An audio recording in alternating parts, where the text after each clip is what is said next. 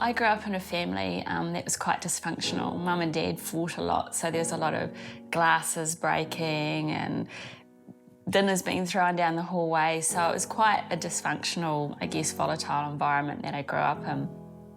So when I hit my teenage years, there was a lot of insecurity, a lot of not knowing who I was, and so one of the things that I guess I suffered from was wanting to please and get people's attention. And at school, it was I needed to make friends, and the best way I knew how to make friends was to buy them, really. And so I started out doing little things like buying them lunches, but when you need to buy someone lunches, you need money to do that.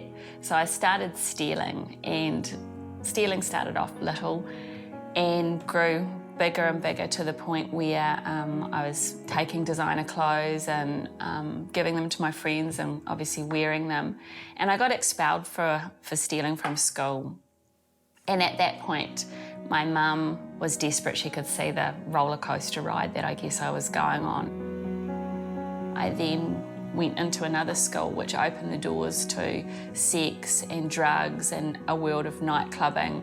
And by the age of 17, I'd had an abortion, and I never dealt with that emotion, so I kept stuffing it away in what I call a box, I guess, and got more involved in drugs, got exposed to drug dealers, where to buy drugs, so I then started buying them for myself to give to friends. I would spend many days and nights where I just get off my face by myself to dull the pain. And all of that, my world came to an abrupt halt when the police brought me into the station, and they brought me in on a fraud charge, and they said, we're going to videotape you, and everything that you say is going to be held against you in a court of law. And then they sealed that videotape and they put it in a safe. Reality came crashing down that this was real and that this was happening to me. And they handcuffed me and took me in a police car to Auckland Central Police Station, where they, just like you see in the movies, they take out your earrings, make you take your earrings out, take your jewellery off, your watch off. They even take the shoelaces out of your shoe and they strip you of everything. And then they fingerprinted me, they strip searched me, and they photographed me.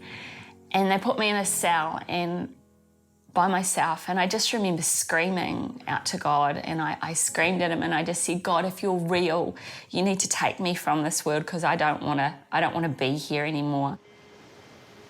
A week later, a week to the day, that's when I said to Mum, I'd love to come out and visit this friend. Mum didn't know what had gone on in my life, and so in meeting this family friend who ended up taking us to church, that's when I had, I guess, this moment with God where I felt like when they asked, and they had the salvation altar call, and they said to me, does anyone want to know Jesus?